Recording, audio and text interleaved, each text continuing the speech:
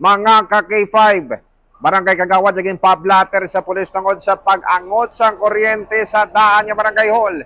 Barangay Kagawad, aminado tungod nga may ginatapos siya nga talahion.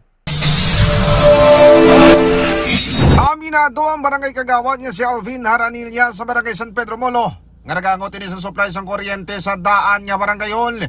Ginapahayag sini nga hindi pa matakdan sa more power sang kuryente ang ilang shop. Rason nga nagayo ini sa kapitan nga temporaryo lang nga magkonekta sa iladaan nga Barangay Hall sa 3 kaadlaw. Sa rason nga may ginatapos sa nga ginatahi, ginpadhag pa niya nga nagasaksak ng ini gamit ng extension kag makitaan man ini. Suno sa iya sa video kung naragway nga kuwasan Task Force Voltahe sang sila nag-inspeksyon sa nga sa Agosto 14. Pahayag pa nakahimano sa nga may nagreklamo sa iya tungod sa pag-angot sang kuryente.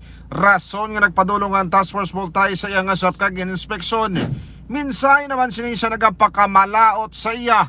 No comment. Ang kuan sila di bali nagtapla ko sa likod sa diri sa likod sa isa ka balay. Kay wala pa kuya kuryente. Galing kay ang sa likod wala na siya lakadlaw. Ti bali ti wala kuryente tinagayo ko kay kapten ng contemporary lang gid ka pwede ko ka taplag kay ginangagaw kung mga bayo ang dalalo sa titibwas. Kag mga ka-K5 dugang pani Barangay Kagawad, anda siya nga tumangon kung ano man ang iya nga pinalidad.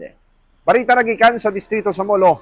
Ako naman si K5 Aaron Refoyo para sa Kampiyon na Balita sa Serbisyo Publiko kag Kalingawan sa Iloilo, K5 News FM. Balita ang ginadulong sa inyo sang DTX Coffee Mix. Himo sa natural nga sangka pareho sang amarkuso, chia seeds, sugared cane extract powder. DTX Coffee Mix. Nakakapi ka na, naka-detox ka pa. DTX Coffee Mix. Mabakal sa mga butika.